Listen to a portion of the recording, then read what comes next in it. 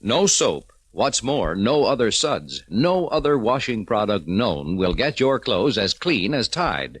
Yes, Procter & Gamble's amazing Tide promises you the cleanest wash that ever came out of your washing machine. That's because Tide, with its new miracle suds, not only leaves clothes free from dirt, it removes dingy soap film, too. And that happens to your whole family wash. Linens, prints, even greasy overalls. Yet with all this cleaning power, Tide is safe, truly safe, for all your washable colors. In fact, Tide actually brightens those soap-dulled colors. And if you're wondering about your white linens and your husband's shirts, well, in hardest water, Tide gets them whiter than any other washing product known. What's more, Tide keeps them white week after week, never turns them yellow. Sure, there are many, many washing products to choose from, but remember, only by choosing Tide will you get all this. The cleanest, brightest, whitest wash you ever hung on the line. Now, I'm sure you know that Mason's client, Mary McKean, has been arrested, charged with kidnapping her own child, and that a slow, steady pressure is being exerted on her to turn her against her lawyer. Meanwhile, what about Mason, who at this moment is a fugitive from the police with a price of $500 on his head? Well, right now, inside a small black florist's truck, we hear. Paul? Yes, Della? Is it much farther to Peach's garage? Oh, not much. Block or so. Why? Why? Did you ever sit on the floor of a delivery truck? Oh, that's right. Laugh. Go on, laugh. You can laugh sitting there on the driver's seat, sitting on that nice upholstered cushion. There's a bump in the street. Hang on. Oh! Oh, right. Never mind, Della. Never mind. No, let him have his fun now. You can have yours later. How? When he sends in his bill, you can beat him down. Oh. That'll hurt him a lot worse than being bounced around in a delivery truck. Oh, Chief, you're wonderful. Well, thank you. I feel better already. Listen, you fugitives. Yes, Mr. Detective. Get just a little bit lippier, and do you know what I'm going to do? Turn us over to the police. Well, you're worth $500 cash. Don't you forget it. Don't you forget it either. We end up in an accident, and I know a certain private detective who loses his license, but permanently. Oh, don't worry about me. I can drive this truck with my eyes closed. Well, wait till we get to the garage before you demonstrate, please. Speaking of the 500 reward that's out for you, Perry. Yeah? I imagine Peaches knows about it. Yeah, so do I. You know, Peaches likes money as well as the next man. Well? Paul, you don't think Well, that... you'll be taking that chance. Right now, I'm the only one who knows where you two are. But the minute you walk into Peaches' office, he's in on it, too. It's worth thinking over. Because we're almost at his garage. Well, I don't think there's any choice, Paul. We have to take the chance. Perry. Peaches knows who helped Doc frame Mary. He trucked that scenery back and forth from the theatrical warehouse. Now, Peaches isn't any theatrical trucker. He's no expert at handling scenery. He was picked for a different reason. We all know this matter has to be settled fast. The police are not dopes. They're going to pick me up sooner or later. And, well, as I see it, we just have to take the chance. Oh, the seats in the police patrol upholstered, Paul. All your troubles are over, Della. Here we go into the garage. Oh, at last. Get around and back and open the door, Chief. Take it easy, Della. Take it easy, Chief. You'll have to for another minute or so, Della. But now... Look, Paul wants to make sure that Peaches is alone. Oh, sorry. Back in a minute. Yeah. We don't want to get this far along, unload, and walk right in onto a cop who's trying to sell Peaches a ticket to the policeman's ball. I know, I'm sorry. I haven't been thinking. I guess I know you've been uncomfortable, and you're tired, and you're not used to having the police hunt for you. Well, just the same, the same, you've been a real sport. You know, I wouldn't give a dime for a person who just took it and didn't sound off sometime or other. So you got mad because Paul was sitting on a comfortable driver's seat while you were bouncing around on the floor. It didn't do any harm. Shh. Hmm? Footsteps. Coming this way. Paul, I guess. And Peaches? I guess so. Do you think he'll play ball with us, Perry? I hope he will. You'll certainly find out soon enough. Okay, kids. Come on out. Oh, thank goodness. Here, let me help you down, Miss Sweet. Thanks. Oh, it feels so good to stretch. You ain't changed a bit. You're still as cute as when I saw you last. Why, Peaches, you're a gentleman. Yeah? Well, if you can say that after the beating I've taken in the back of that florist truck. Say, Miss Street, think I don't know? You know, I remember once when I was a kid, I was helping run alcohol down from Canada. This was during Prohibition. Didn't you say a squad car has a regular beat in front of your garage? Yeah, that's right, Mr. Drake. I don't think the cops believe I'm a reformed character. Oh, I get what you're talking about. We get a couple of Lamsters in here with us, huh? How's it feel to have the cops after you, Mr. Mason? Well, I can think of more pleasant things. Yeah. Well, come on, let's go in the office. All right. You can't see into the office from the street. Fine. We can talk better there without the noise of this machinery business here, you know? Good idea, Peter. Did you hear the last broadcast, Mr. Mason? Well, I don't know. Offering $500 for you. Yes, we heard that one. $500. They never thought I was worth that much. Here's the office. Step right in. All right, fella. You know, you're hotter than a 2-bit pistol, Mr. Mason. Yes, I know it. With that kind of dough being offered for you ain't got long. That's why I'm here, Peaches. You mean you're going to let me turn you in and collect the dough? Sorry, Peaches, but no. I want you to help me, because I have to wind up a certain case, but fast. There'll be a squad car by inside of 10 minutes. You know, I could use that $500, Mr. Mason. Yes, I don't doubt it. And besides, it put me in solid with the cops. They just won't believe me when I say I'm reformed. Peaches. And then there's this angle. Suppose they find you went in here to talk to me. Let's quit the kidding, Peaches. A guy like me don't have a chance to turn in on a score every day. Not for $500.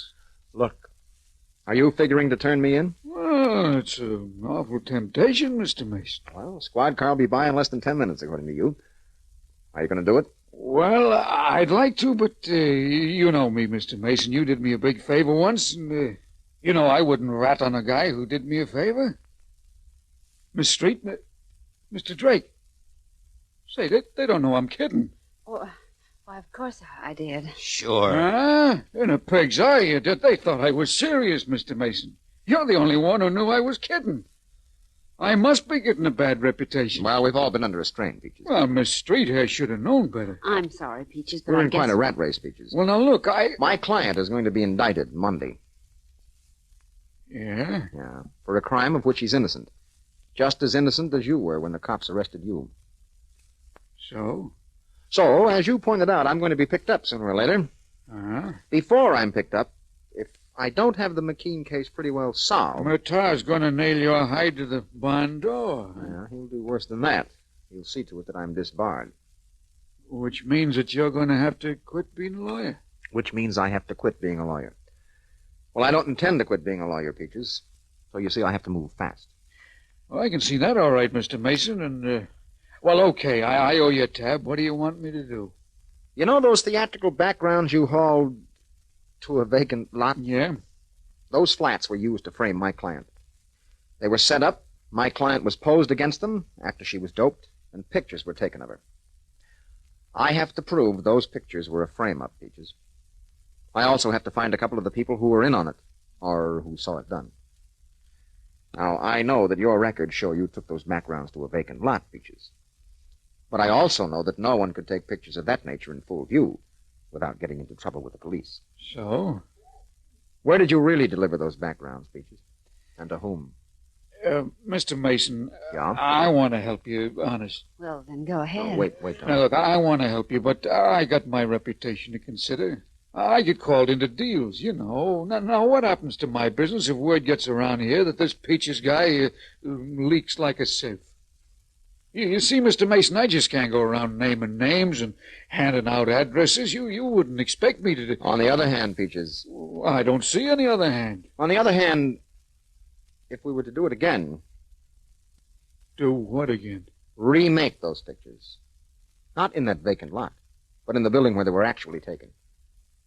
Oh. A detective, Paul Drake here, could have learned the address of that building. And that's all you want me to do? That's all. Except transport the flats. I don't think you'll have to do anything else. Because I'm pretty sure that once we start a remake of the same kind of picture, somebody's going to turn up who'll be mighty curious.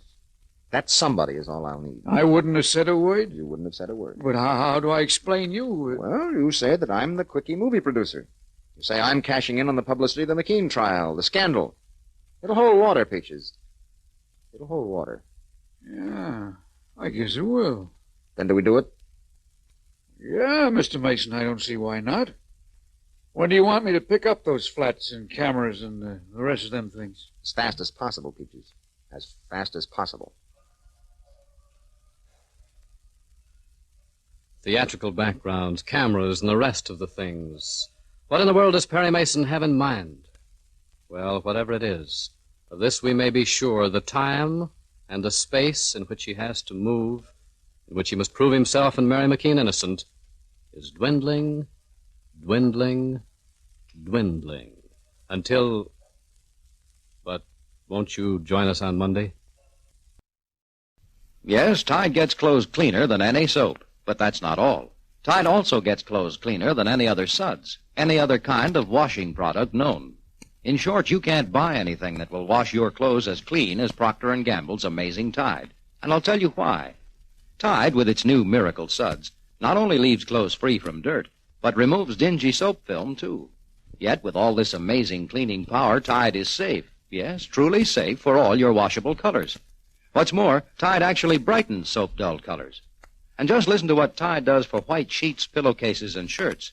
In hardest water, Tide gets them dazzling white, whiter than any other washing product known. And Tide keeps them white week in, week out, never turns them yellow. Next wash day, why not try Tide? Of all the washing products known, Tide and only Tide gives you all this: the cleanest, brightest, whitest wash you ever hung on the line. At about 2:15 this afternoon, the heavily ornate carven door of the grand jury room swung open, and a slight, meek-looking man stepped out, removed his eyeglasses, polished them, and then, as if noticing her for the first time, walked over to a lovely, sad-faced young woman who rose from her chair, saying... Oh, Mr. Jackson, I didn't think you were ever going to come out of that grand jury room. Well, it's been less than an hour, Mrs. McKean, and you might as well sit down again. Why? Oh, there's been no... Decision? Not yet. The grand jury just retired to vote on your indictment. Oh. There's not much doubt in your mind, is there, Mr. Jackson? As to your being indicted, I'm afraid not. Funny, isn't it? What, Mrs. McKean? A person's mind, the human mind. Oh. You can tell me the same thing over and over as Mr. Mason told me over and over. If you're arrested, you'll be indicted for kidnapping your child. If you're arrested, you'll be indicted. And I heard what he said, Mr. Jackson. I believed him. And yet, somehow I couldn't realize what he meant. It's like we all know we're going to die. And yet none of us can conceive it's happening to... What happened? In the grand jury room? Yes. Mrs. Wren testified, and Sergeant Barker and B.H. Murtaugh. Of course.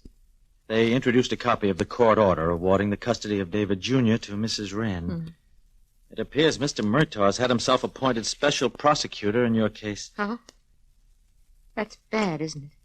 If I have to conduct your defense... Now, Mr. Jackson, don't you worry. But I do. It's my nature, I guess. I'm not a trial lawyer. My function's to prepare cases, not try them. Mr. Mason's the trial lawyer. But you'll have to put up with me until Mr. Mason feels the time has come to appear.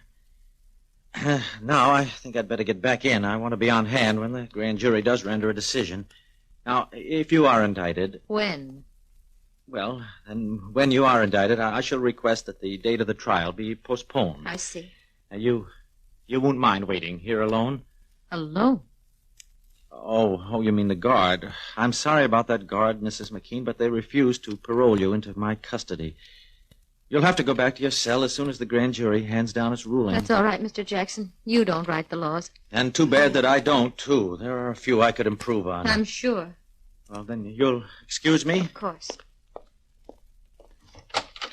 No. Clumsy. Oh, excuse me, Mrs. Wren. Oh. Well, Mary. Hello, Liz. Quite interesting grand jury proceedings. And very careless of the police leaving you in this anteroom unattended. I'd hardly say I was unattended. Oh, there's a guard outside the door. Well, I'm glad there's some justice left in the world. If there's any justice left, I hope they won't shilly-shally around too much. I do want to stay and hear their decision, but I shan't stay if they take too long. I have to take my precious nephew for an airing. I do think a child should have his afternoon airing, even in weather like this. As David Jr.'s mother, I hope you approve. You're very sure of yourself, aren't you, Liz? And why not? I don't wish to seem unkind, Mary, but one may as well be practical. You and Mr. Mason managed to get away with a great, great deal. But as Mother used to say, this time you've bitten off more than you can chew. I imagine it will choke you. And I'll be there to watch. Did you hear me, Mary? Did you hear me? I'm not deaf. Then you know What you are, yes. I mean... That you hate me? Hate me as you hated my husband, your brother? Oh, yes. And as I know you must hate my baby, too. Well, we're alone, except for the guard at the door, and he can't hear you. You're free to tell the truth. For once, you can stop being a hypocrite. You hated your brother from the time he was born, and later in life, you hated everything that belonged to him, me, his wife, and now his baby. I never said I hated my nephew. You never said. The only reason you fought so hard for that child, the only reason you framed me and took him away from me, is so you could control his money. Well, This. Maybe you'll be able to carry it off. Maybe in spite of everything Mr. Mason can do, you'll be able to send me to prison for 10 years. Maybe you'll be able to keep my boy away from me forever. I'll make him hate you. I'll teach him. Perhaps you will. I'll make him loathe the sound of your name. The sound of your name and the sound of his father's name. I think you're mad. I'll make him cringe and beg me to change his name from David McKean, Jr. to anything else. I know you're mad. That's what's in store for your child, Mary McKean. You must be mad. Aren't you worried? Aren't you afraid? Aren't you bothered about what I'm going to do to your child? Aren't you going to beg me? I would if I thought it would do any good, but I know it won't. And so instead, I'm going to say what I've started to say. I wouldn't change places with you for anything in this world. Well... And you know why? Because you're being eaten up, Liz. Eaten alive with your own hatred. I don't know why I never saw it before. Perhaps because you kept it too well concealed. They may send me to prison, Liz, but no judge or jury could ever sentence me to the torment you're inflicting on yourself right this moment. Walter! Because that's what it is, torment. I can see it in your eyes, in your body. I wonder how you can live with yourself, money or no money, knowing what you are, knowing what you've done. What I am? I like what I am, and what I've done. And when I'm through, you won't like what you see. Because after you're convicted, after you've gone to prison, I expect to mold my precious nephew as I'd like to see him molded. And your ideas and mine aren't quite the same. Oh, Mr. Jackson. Has the verdict been brought in? I suggest you consult with Mr. Murtaugh, Mrs. Wren. Thank you. I shall. Goodbye, Mary. Mr. Jackson. It's what we expected, Mrs. McKean.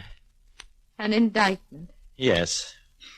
But at least we'll have time. You secured enough time. Oh, Mr. Jackson, if you'd heard the plans that woman has for my child, Mr. Mason has to have time to get... Yes, that's the unfortunate part, Mrs. McKean. Mr. Murtaugh and the district attorney are in a great hurry to get on. They brought a great deal of pressure to bear. The trial date has been set for next Wednesday. Oh, next Wednesday? Yes. But we... Now, you mustn't be upset. I'll do the very best I can for you, Mrs. McKean, the very best I can.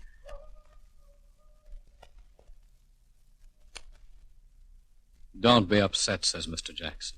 Don't be upset. Well, how would you feel if you were in Mary's shoes? How would you feel if a woman like Liz Wren had control of your child and apparently there was nothing you could do about it? Think that over. Right now, it's some hours later. Are you sure you understood Paul correctly, Baggage? Absolutely, Chief. He said it wasn't possible to get things ready before Wednesday. It's not very fast work. What's holding things up? Well, according to Paul, the trucks and the scenery wouldn't be free until Wednesday, and there's nothing anyone can do about it. He knows how vital time is. Guess we'd better get back to our hideout. No good in being picked up before we get a chance to put our plan into action. Well, if you feel that way about it, the traffic light is red. Yes. Thanks for telling me. Paper. Wednesday. Paper, mister? Yeah, I guess so. You got a record? Yeah, sure. Here you are, then. Just a second, I gotta find some change. All right, skip it. Oh, thanks. Say, don't I know you? I doubt it, unless you've lived in Arizona. No, I've never been out of New York in my life. Oh. I guess you look like somebody else, huh? I guess. The light's changing. Yeah, I better get out of the street. It's reading the paper. Paper. Here, get your paper. Well, Let that be a lesson. Don't attract attention by handing out big tips. Yeah. And hand me the paper. Mary's been indicted. We expected Oh, that. but even so... Oh, this picture of her leaving the court with Jackson. Chief, she looks awful. Couldn't have been a shock. If I know Jackson, he primed her to expect the worst. Trial date set? I'll have to look. Probably at the end of the story. Wait a minute. It says turn to page 6. I'll turn to page 6. I hope Jackson got us enough time. Oh, Well, Chief, it says Wednesday. this Wednesday? Yes, that's what it says. Wednesday of this week, day after tomorrow. And Murtaugh's been appointed special prosecutor. Chief, they can't do that. Read it to me.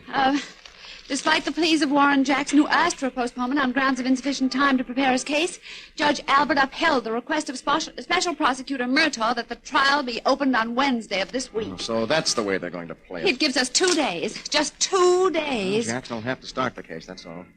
Maybe he can get a postponement from the trial judge. Or stall the jury selection. Do you think so? Well, I know he'll do his best. Meanwhile, we can't get to work until Wednesday. But when we get started...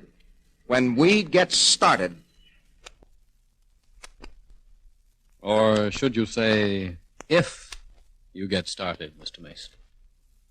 But more of that tomorrow. No soap, no other suds, no other washing product known will get your clothes as clean as Tide. Yes, Procter & Gamble's Tide is different from any other wash day product you can buy. Because Tide does all your family wash, your company linens as well as your heavy work clothes. And Tide, with its new Miracle Suds, not only leaves those clothes free from dirt, but removes dingy soap film, too.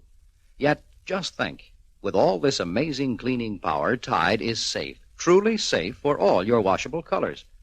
As a matter of fact, Tide actually brightens those soap-dulled colors. As for white sheets and shirts and towels, in hardest water, Tide gets them whiter than any other washing product known. And Tide keeps them white, too, week in, week out. Never turns them yellow. Next wash day, turn out a Tide wash, for only Tide gives you all these wonderful things. The cleanest, brightest, whitest wash you ever hung on the line. Tomorrow, Mary McKean goes on trial charged with kidnapping her own baby. Now, it's obvious the district attorney and his special prosecutor, B.H. Murtaugh, wish to hurry her case. Perhaps because they fear Perry Mason may somehow appear with a last-minute miracle. But probably because they hope to draw Mason out of hiding. Thus, while the police search diligently for Lawyer Mason, Mason himself is working hard to prove Mary McKean victim of a frame-up. For only by furnishing such proof can Perry Mason save his client, his secretary, and himself. Well, this evening, in an intimate dining room in the Pelican Club, we hear... Oh, Nan, what a long face for such a pretty girl to have. This is a celebration, my dear, not a funeral. From the look on your face, one would think the police were after you instead of Perry Mason, or that you'd just been indicted instead of Mary McKean.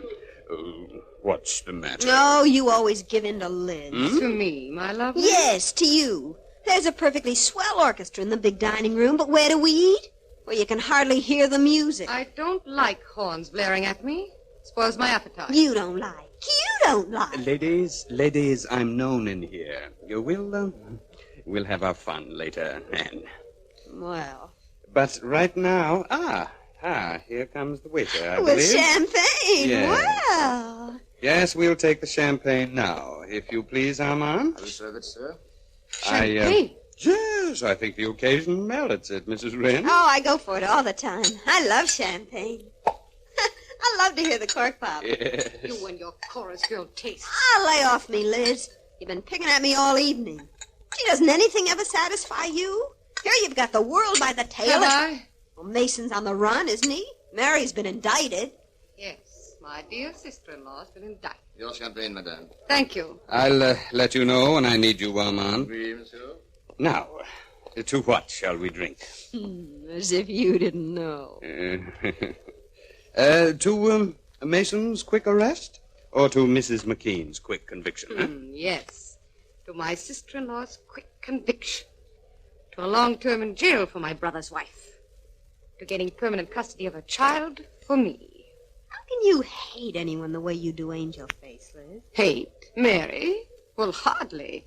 Let's say I'm sorry for that poor, unbalanced... Oh, Liz, come off it. We know. Mrs. Wren, Nan, drink up. This is hardly turning into a celebration. You're right, Mr. Murtaugh. I'll give a toast. Good. Confusion to our enemies. I need some more champagne. Yes, of course. Nan. This is a big night for us, Liz. And maybe it'll get bigger. Liz, when this is all over, you think your previous nephew's bank account could buy me a mink coat, too? We'll see. Boy, what one of those new platinum minks could do for me. Oh, nothing could make you more beautiful, Nan. Oh, I like this man. Is there any man you don't like? I've seen them. Bill Herglass, too, B.H. Yeah, of course. Oh, I don't think This is an occasion, Mrs. Wren. Oh, well. It would be more of an occasion if Perry Mason were arrested. Well, we can't have everything. Then nothing could go wrong. Nothing will, dear lady. Trust me. I trust you, B.H. Mr. Murtaugh. Yes, Mrs. Wren? What about Doc? We can count on him? Well, we gave him what he asked. Yes, but... A signed settlement made out to his wife, Agnes. What? You didn't tell me. I didn't want to undermine your confidence in yourself, my dear. How much? A large, large sum of money. More than enough to buy you a platinum mink. Oh! Love moves in strange ways, Nan.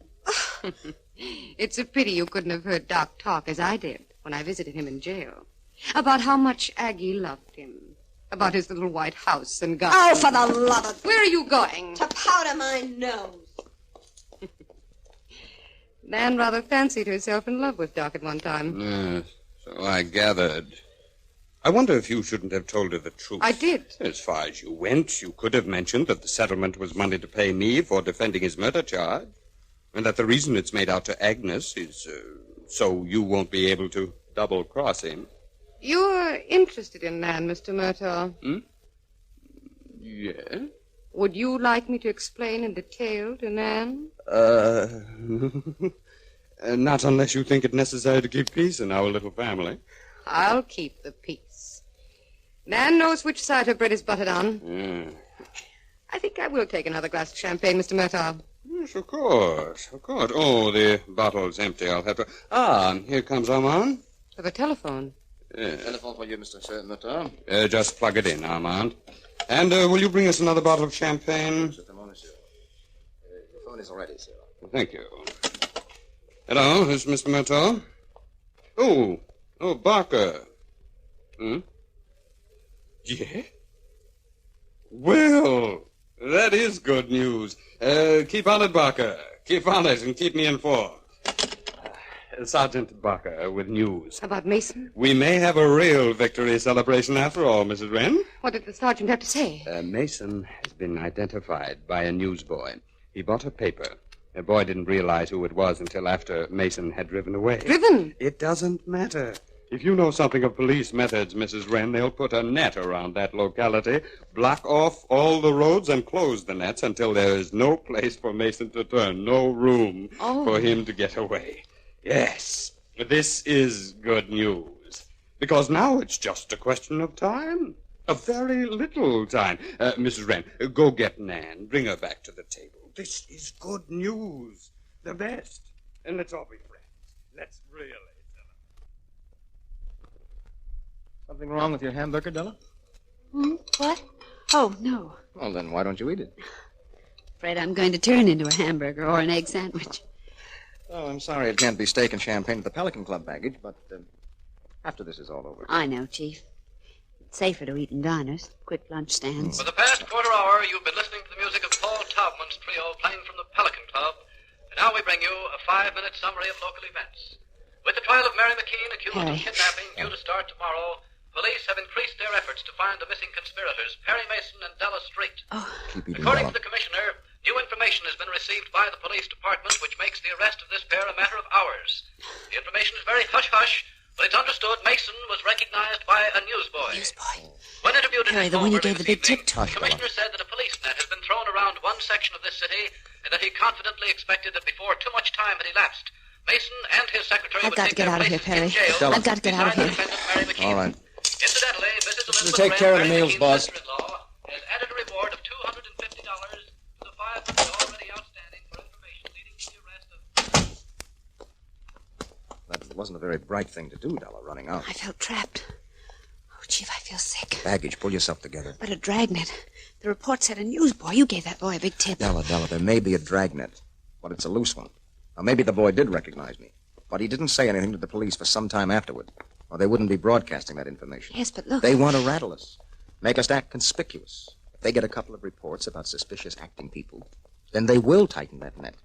And if we happen to be inside it... If we happen to be inside it? Well, I don't know why we should go around borrowing trouble. We have enough of it as it is. Look, Della, we've got a job to do. And we won't get it done any easier by unnecessary worrying about the police. Come on now, get in the car. Act naturally. We're not going to be taken by the police until we've found the evidence we need. And then we're not going to be taken. Then we're going to march into that county building and give ourselves up. Let's hope you're right, Mr. Mason. Let's hope you're right.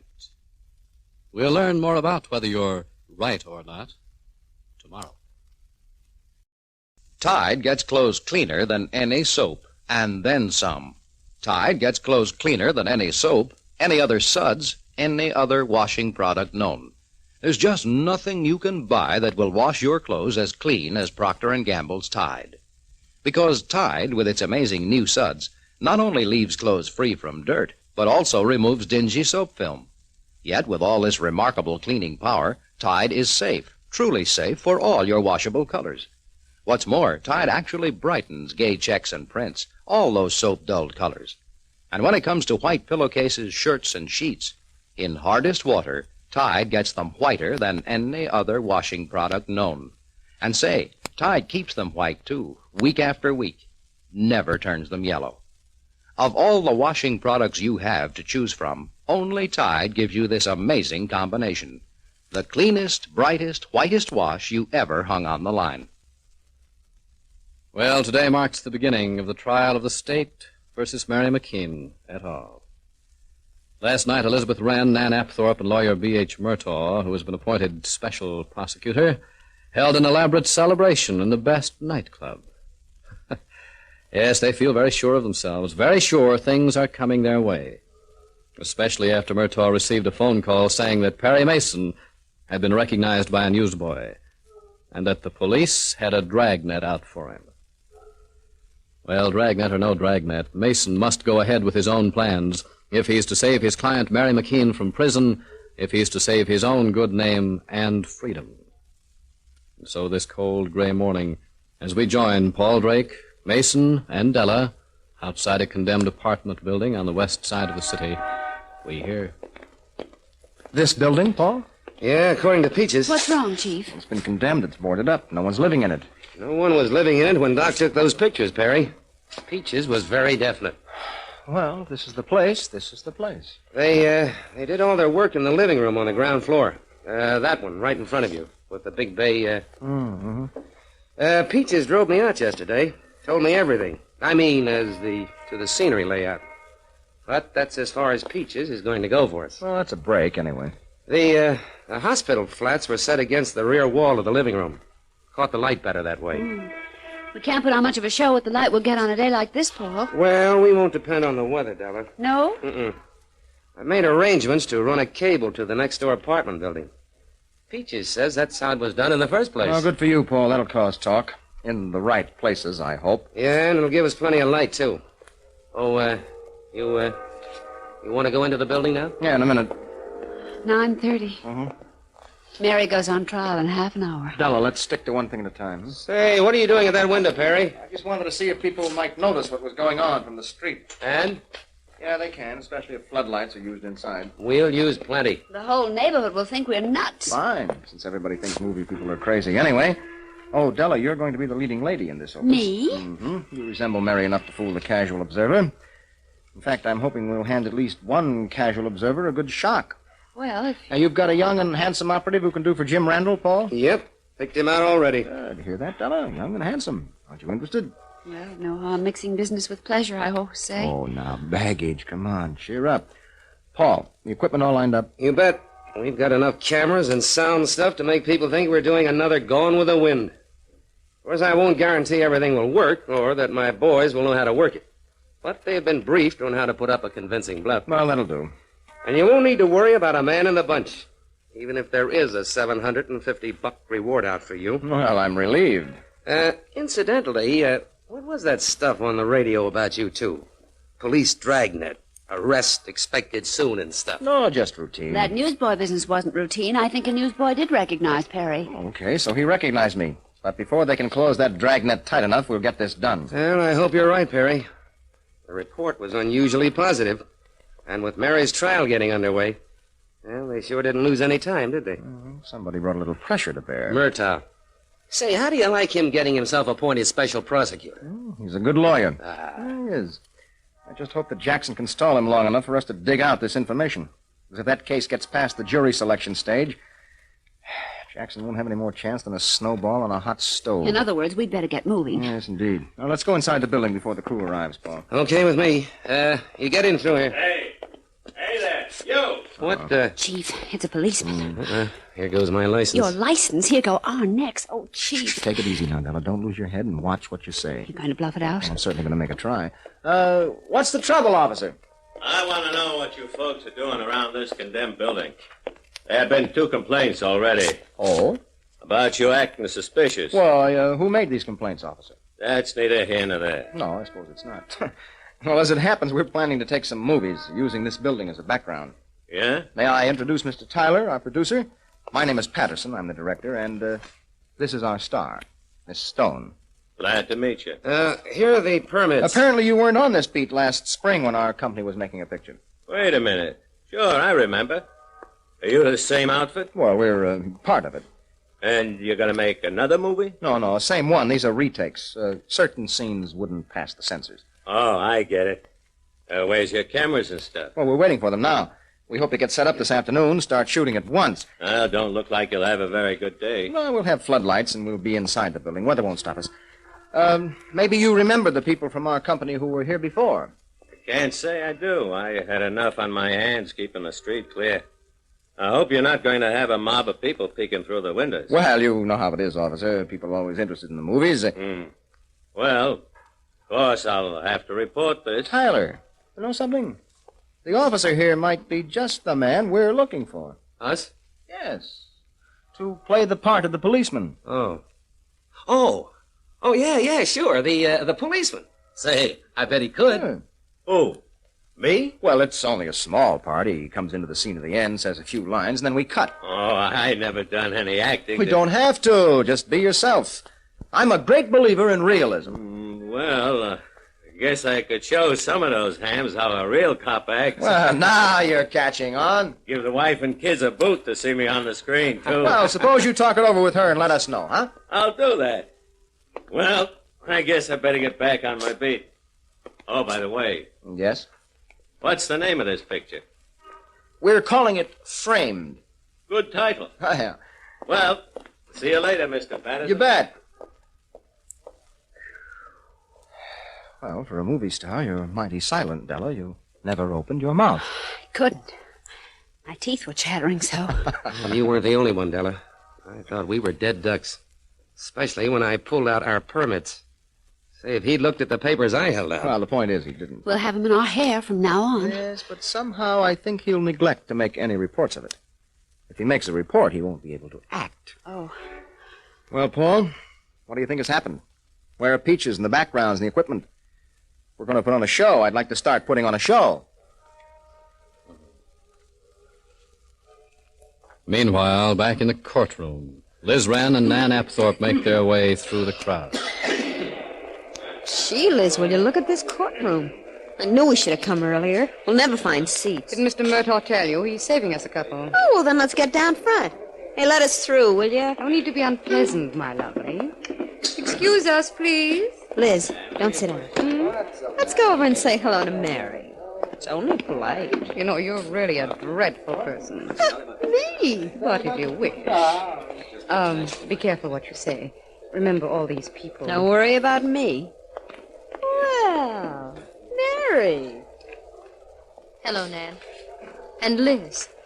In for a little Roman holiday? Mary. Why, how sweet you all is now. Now there are people to see and hear you. You poor thing. But then you have only yourself to blame. How right you are, Liz. Only myself to blame for taking you into my house. Only myself to blame for not having listened to my husband when he warned me you'd do anything to destroy me. Or perhaps you've forgotten. No, we haven't forgotten. We haven't forgotten how you kicked us out either. Nan, don't. Be charitable. Remember the poor woman's unbalanced. Oh, yeah. I forgot. You know what I'd do if I were you, Mary? I couldn't guess. I'd plead insanity. I think you would get away with it. Thank you so much. Liz wouldn't fight that. She'd be just as satisfied with you in an asylum, just so long as you can't get near her precious nephew. I won't answer that. I don't seem to find Mr. Mason in the courtroom. Do you really expect him to come riding up in the nick of time? You're a bit old to believe in fairy tales. Mr. Mason will be on hand. I'm sure no one will be happier to see him than I, except possibly the police. And when he does get here, yes, you'll get what you deserve. Your face is really beautiful, Mary, if not intelligent. Mr. Mason must be amused when he reads the newspapers, wherever he's hiding. The police say they expect to catch him any minute now. You're Mr. Mason. If either of you think you can upset me or destroy my faith in Mr. Mason or hurt me anymore, you're wrong, terribly wrong. So you might as well go back to your seats and enjoy the show. That's what you came for, isn't it?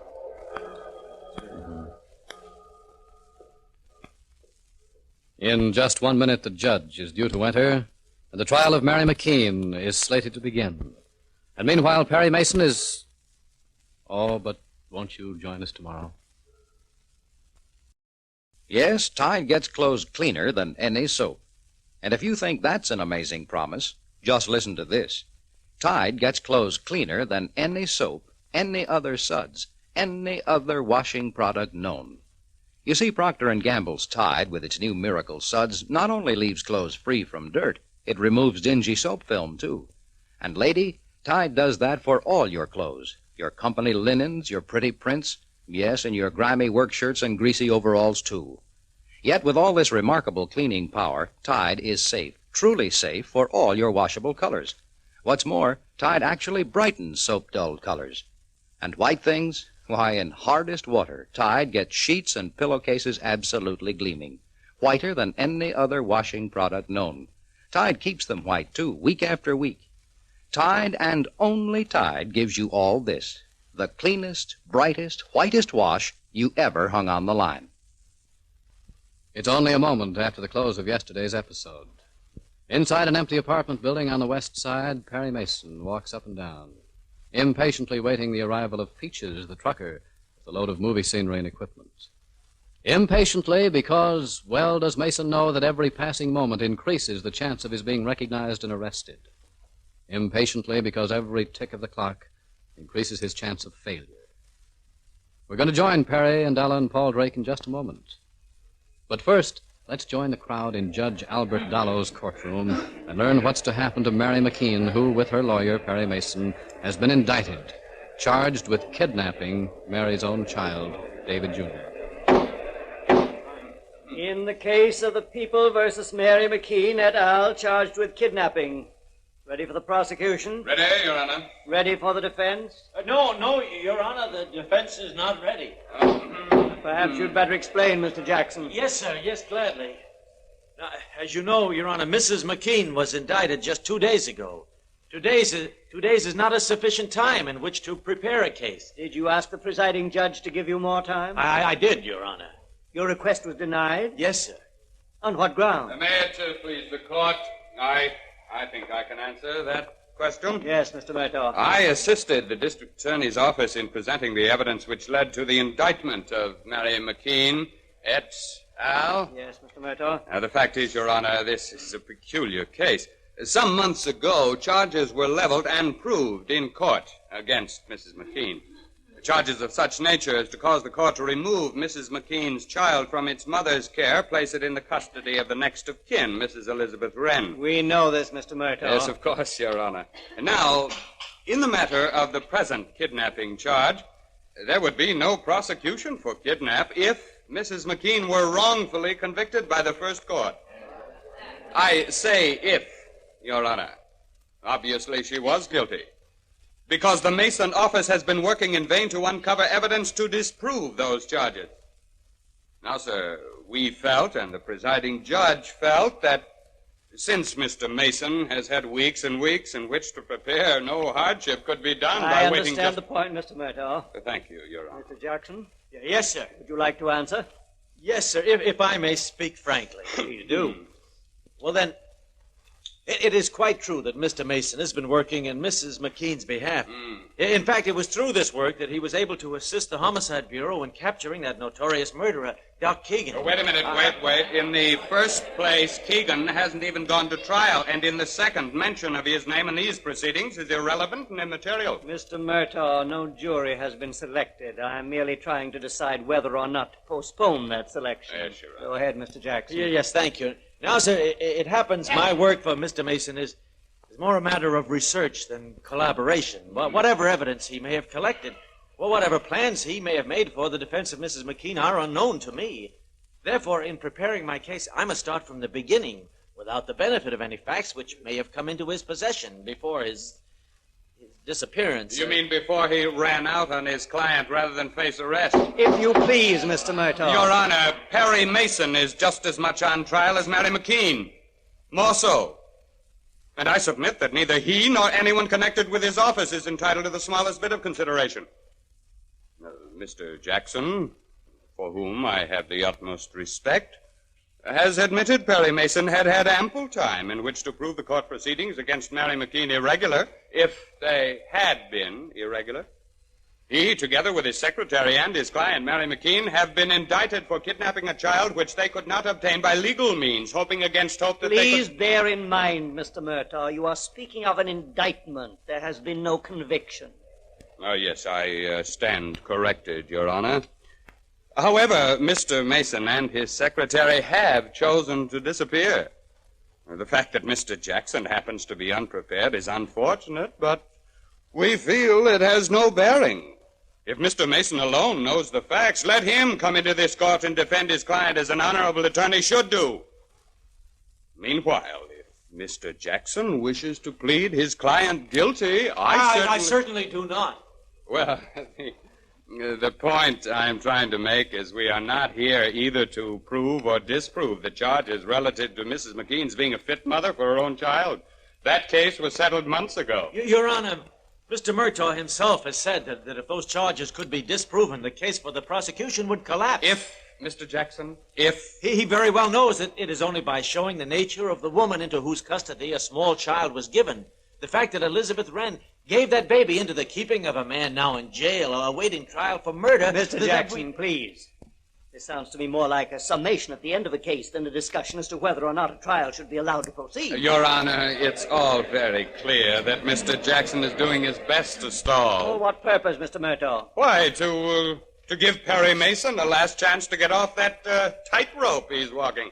Mr. Mason doesn't need my help, Mr. Murtaugh. He's perfectly capable of taking care of himself. Then if that is the case, he can come into this court. Must I remind you again, this trial has not started. I apologize, but, Your Honor, if Mr. Murtaugh is so certain this woman is guilty, so certain that Perry Mason is walking a tightrope, then why is he afraid to give us a little time? Why is he so afraid of what Mr. Mason might do? And on a tightrope. He could well use it to hang himself. That's enough, Mr. Jackson. We will grant a continuance of this trial. Next week, I shall expect you in court and ready to begin, prepared or not. Thank you, Your Honor. I hope that's satisfactory to the prosecution, Mr. Murtaugh. Or are you bothered Mr. Mason will come down from his tightrope before next week? I wish he would. I wish he would. Very well, then. Court is adjourned.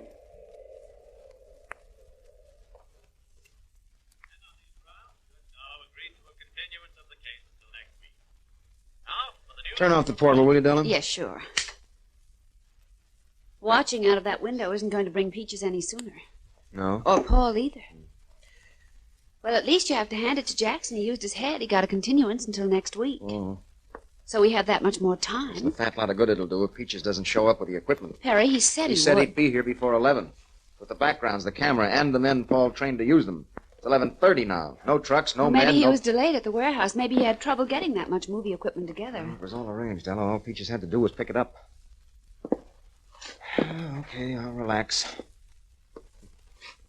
We'll be walking a tightrope this time. I know. Chief, have you thought about what may happen if Paul doesn't get back? What? Well, he's the one who studied the movie technique. Well, if Paul doesn't get back, I'll take care of it. You? This means a little juggling act on the tightrope. Fond as I am of Paul, he's not the one I want to see. It's Peaches. Peaches and all that scenery and equipment, and those operatives who've been trained to make like a movie company. Hey. Who's that? I don't know. Hey, Mr. Patterson. It's the cop on the beat. Mr. Patterson, she said it was okay. Patterson, that's what you said your name was, Chief. Yeah, that's right. Who said it was okay? The little woman. She thought it was grand, me getting a chance to act the part of a cop in a movie. Oh, yes. Fine. Glad to have you. Only I still got to call in every hour, so I wonder if you could shoot my scene first, Mr. Hey, what's going on here? Nothing. Why? I've been looking through this apartment while we've been talking. There's no scenery, no cameras, no crew. How right you are, officer. When I was here on my last round, you said the cameras, scenery, and crews would be here any minute. Well, they'll still be here any minute. And now, an hour later, here's you two in this vacant apartment and no equipment but a portable radio. Maybe there's something that needs explaining. Maybe I'd better check. Hey, everybody, where are you? Now, who's that? Peaches? Yeah. Oh. Yeah, where is everybody? They're here. Our equipment. Look out the window, officer. You'll see all the trucks and the cameras. Yeah, it is. Peaches, bring everything into this apartment, huh? Okay. I hope you won't hold it against me, Mr. Patterson. Hold what? Oh, me talking the way I did. Oh, no. It's quite all right. Forget it. And I can still play a part in your movie? Sure. After we've set up. Why don't you come and ask me after you've made your next round? So far, so good. The scenery is there, and Mason is raring to go. But as Lawyer Murtaugh pointed out, and as Perry Mason so earnestly feels, he's walking a tightrope, ready to fall or get pushed off at any minute. But will that happen? Well, join us tomorrow, won't you? You know, when that little song says Tide gets clothes cleaner than any soap, that's only part of the story. Because no soap, what's more, no other suds, no other washing product known will get your clothes as clean as Tide. Yes, Procter & Gamble's Tide gives you a cleaner wash. Because Tide, with its new miracle suds, not only leaves clothes free from dirt, it removes dingy soap film, too. Yet, with all this amazing cleaning power, Tide is safe. Truly safe for all your washable colors. In fact, Tide actually brightens wash prints and pastels, all your soap-dulled colors. And white things? Well, in hardest water, Tide gets them whiter than any other washing product known. Something else, Tide keeps them white, week in, week out. Never turns them yellow. You'd better try Tide, because no other wash day product known, only Tide, will give you all this. The cleanest, brightest, whitest wash you ever hung on the line. It's some hours after the close of yesterday's episode as we re-enter that first-floor apartment on the west side. And what a change! Now it's the scene of bustling activity. Pressed against the big bay windows, a curious crowd watches as a group of Paul Drake's operatives, under the direction of Drake and his employer, Perry Mason, transform one side of the ugly room into a sparkling white private hospital ward. The crowd swells as technicians switch on bright movie floodlights, as cameramen swing their large motor-mounted cameras back and forth as though checking camera angles. I'm sure the crowd interest and curiosity would be even greater if it knew that each technician was in reality a private detective, and that each, by order of Perry Mason, was far busier watching the crowd than with the work at hand. Well, now, as Paul Drake steps up to Perry Mason, he says, Harry. Yeah. We've been all set for more than an hour. I know. Think we ought to get started? The crowd outside started to get restless? Been restless for over half an hour. I'd give it a little more time then. Let's shake it up, let it change. And then maybe, just maybe, we'll get someone up close to a window who's really interested in what's going on. Okay. Have the third camera trained on the crowd? That's what you ordered. We've been taking pictures for the last 10 minutes. Fine. No reflections. The light's okay. Don't worry. Our movie, the people looking in those windows will be perfect. The man on that camera is a real cameraman. Good for you. Harry. Yeah. almost 4:30. Well? We've been getting ready for almost 5 hours. It means 5 hours for news of what's going on to spread through the neighborhood. But don't you think we ought to do something? Why? Well, that cop. Harrigan? Yes, this will make the 6th time he's made his round. Yeah, which means that the next round he'll be off duty and you'll have him in your hair from then on. Why don't you roll a special scene with him in it and let him go home and brag to his wife? Because I don't want him to go home. What? Harrigan is a little movie-struck, Paul, but that doesn't make him a dope. Yeah, I know. As long as we've got him here, with his tongue hanging out at the thought of being a movie actor, we don't have to worry. But the minute he gets home, he starts being a cop again. First thing you know, he'll hear a broadcast offering a reward for me or see my picture in a paper. Then I'll be sunk before I get any place. No. I want to keep Harrigan right here with stars in his eyes. But the point I'm making is if he comes back for the 5th time in 5 hours and finds us just, well, where we were when he found us, he'd start asking questions. Maybe he'll get a little peeved. Yeah. And if he is peeved, Well, maybe you're right, Paul. We'll get a couple of shots in before and after he gets here. Then we can tell him to hang around for some retakes. Yeah, that's a much better idea. And besides, it'll give us something to do. Why, who's that? Where? Just coming into the... Oh, Pretty good match, isn't he, Perry? Excellent. but who is it? One of my men. Looks a lot like the murdered Jim Randall, doesn't he, Della? Just as you look a lot like Mary. Makes chills go up and down my spine. I hope when you two get together, we'll send a couple of chills up and down somebody else's spine. Okay, Paul, go tell your men we'll roll the first scene in a couple of minutes. Stills, too. That'll be Della and your man over near the hospital bed. Okay. Come on over to the set, Della. In just a minute, Paul. I want to ask a question first. Right, Ann. And the question? You have a very dumb secretary, Perry Mason. Well, I ought to be the one to say that. No, I'm ashamed. You serious? I am. But why? Because, Chief, well, for the first time since we've been working together, I really don't know what you're doing. Now, don't laugh at me. I guess I've been so worried about Mary and David Jr., and things have been happening so fast. I guess so. And as for being dumb, if you'd sat down and thought for a minute, you'd have it all figured out. It's really very simple. You see, Della, all we need is one good witness. Yes? One positive piece of evidence that Liz Wren and Doc framed Mary here in this apartment. Yes, I know. Now, unless I miss my guess, we're going to uncover that witness. By just going through the same routine all over again? Well, Della, you got a shock when you saw that man come in, the man who looks like the dead Jim Randall. It showed on your face. I certainly did. All right, can you imagine how a person who helped frame Mary will react when they see you, who look enough like Mary to be her twin, and a man who looks just like the murdered Jim Randall posing? It'll show on his face. He won't be able to guard against that shock. But you can't watch every face in a crowd like the one that's outside. No, don't have to. But what? I don't We've got a camera working on that crowd now, taking each and every person who comes anywhere near the window. Oh, We'll be able to examine those faces at our leisure. leisure. Well, anyway, tonight or tomorrow. Oh, Perry, that's wonderful. Now, I'm look, never mind the applesauce. I really At do any think- rate, not now. Paul's waving to get started, so let's get started. Now, give him a shock, Della. And, to mix metaphors up a little bit, let's hope we catch our fish at our first cast. You know I'm all for that one. You ready, Miss Stone? Oh, yes, sir. All right, then. Places, everybody. And quiet, please. Check for light. Check for sound. All set? Roll 'em.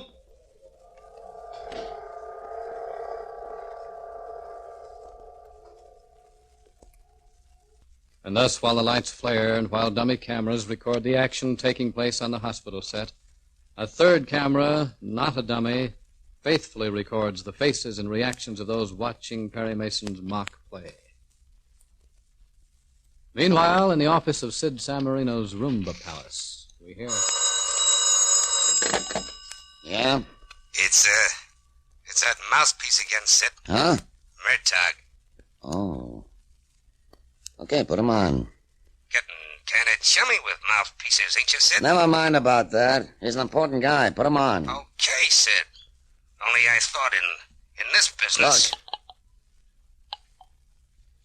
Yeah?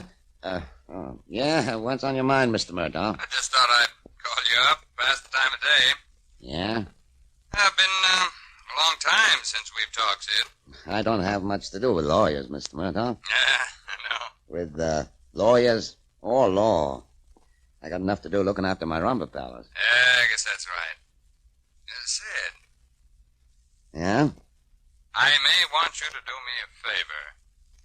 As you know, Mary McKean goes on trial very soon. I hope Mason will be arrested and go on trial at the same time. But if that happens, I may have to put Doc Keegan on the witness stand. Ah. Of course, we made a deal with Doc to be a good boy.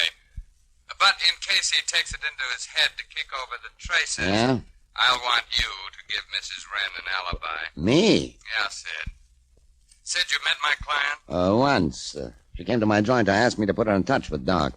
Look, Mr. Murtaugh. I know you don't like to get into this sort of thing, Sid, and I hesitate to ask you. Wouldn't, except I want this airtight.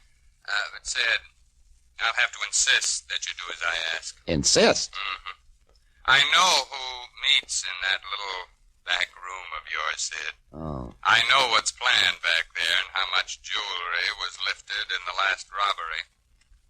Of course, I know you don't like to get mixed up in things. I know you didn't have the slightest idea what they were planning, but Sid, the police might not believe you. When do you want me at your office, Mr. Murtaugh? Oh, there isn't any hurry, Sid. Sometime next week, or perhaps the next. No hurry at all. And, Sid.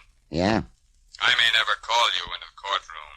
I hope you won't. Oh, you have my word it won't happen unless it's absolutely necessary, but you know me, I like to be forehanded. Yeah, I know you. Then you'll come down for a little rehearsal? I'll be down next week. Fine. Bye, Sid. Bye. So that shyster's gonna drag me in. Protect Mrs. Wren. Well, if he thinks I'm gonna let him kick everything I've built apart, he's got another thing. Rehearsal, huh? Maybe I start looking out for Sid. Yeah? What is it, Sid? Nora come in yet? Nora? I don't know. Well, look and see. If she's here, send her in. And if she's not, see that she comes to the office before she does anything else. Get me? Sure, I get you. Plot and counterplot. Perry Mason desperately trying to learn the truth about Elizabeth Wren. Lawyer B.H. Murtaugh just as desperately doing his best to make sure that by no possible means shall Mason ever learn that truth. And the trial of Mary McKean begins in earnest very soon. Tide gets clothes cleaner than any soap. Why, that's actually an understatement. Because Procter & Gamble's Tide gets clothes cleaner than any soap, any other suds, any other washing product known. And I mean your whole family wash. Sheets, shirts, work clothes, everything. Tide, with its wonderful new suds, not only leaves your clothes free from dirt, but removes dingy soap film, too. Yet, with all this amazing cleaning power, Tide is safe, truly safe for all your washable colors. What's more, Tide actually brightens soap-dull colors, really perks up your gay prints and checks. Your husband's white shirts get an amazing lift, too, because in hardest water, Tide gets white things whiter than any other washing product known. And Tide keeps them white week after week, never turns them yellow. No, ma'am, wash day products aren't all the same. Tide and only Tide gives you all this, the cleanest, brightest, whitest wash you ever hung on the line. Yes, when fate weaves a pattern, she uses a large loom. And the threads, the characters of the people she uses are as varied and as different as civilization itself. Who, for example, would suspect a connection between Sid Samarino, now impatiently pacing the floor of his office waiting for Nora Tragg to make her appearance? Who would connect this with Mary McKean as she slowly walks the hard floor of her prison cell? Or with Mary's unspoken prayer that her lawyer, Perry Mason, remain free, that he be successful in evading the police, at least until he's found proof of her innocence? Who but fate could connect these two scenes with a third, now being enacted in the old apartment house where Mason appears to be making movies? Right now, as a large crowd presses against the windows to watch, Della Street and a handsome young man, a private detective, are being violently romantic before a hospital background. As we hear... All right, cut. All right, cut. That's all for 10 minutes. Take a break, everybody. Miss Stone, would you come over here? How was I? As an actress, you make a fine lawyer's secretary, Della. Better stop calling her Della, Paul. Oh, no one can hear us. I know, but you can never tell when that officer will be back. Harrigan? Harrigan. Harry, you don't think... Mr. Patterson. Well, then, Mr. Patterson. I'll tell you what I think of Harrigan. Yeah, what? He's a good, smart cop. And he'd have seen through us a long time ago if he wasn't movie-struck. Which makes us lucky. Very lucky, Miss Stone. And we want to keep him movie-struck, too. Not by any word or action do we want to stir him up. Because if we do, it won't take him a minute to remember who we are and that there are warrants out for us. In other words, with Officer Harrigan, a real job of acting But is... the best. It's our insurance. Do I make myself clear, Mr. Tyler? Clear as a bell, Mr. Patterson. You've been watching that mob outside, Chief. You've been watching them while they've been watching us. Have you seen any reaction that will help Mary? Well, we'll know after we run off the pictures we've been taking through those windows. Well, then, Mr. Patterson, do you really think... Yes, I do. Now, look at it this way. Doc, Keegan, and Liz could not have put on a scene like this without help. Not even with Mary doped. We know they faked the movie company just as we're doing. Yes, I understand that. I realize these hospital scenes were much too technical to be made with what help they could get in Wallace' home. Too technical to be made there without arousing interest in the wrong places. That's right. So, they flew Mary to New York and picked up catch-as-catch-can workers who didn't much care how they earned a few extra bucks. And?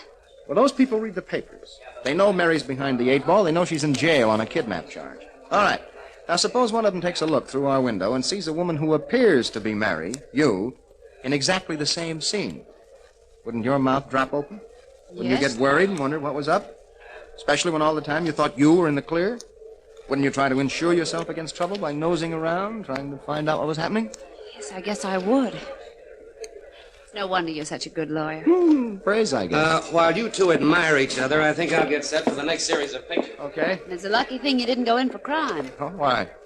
Well, because with your particular flair and understanding, you'd have made a mighty dangerous criminal. What's that about a criminal, Miss Stone? Officer Harrigan. Uh-huh. I was just telling Mr. Patterson here that our police force is our greatest insurance against criminals. Oh, thanks. Are you ready for me yet, Mr. Patterson? Why, no, not quite.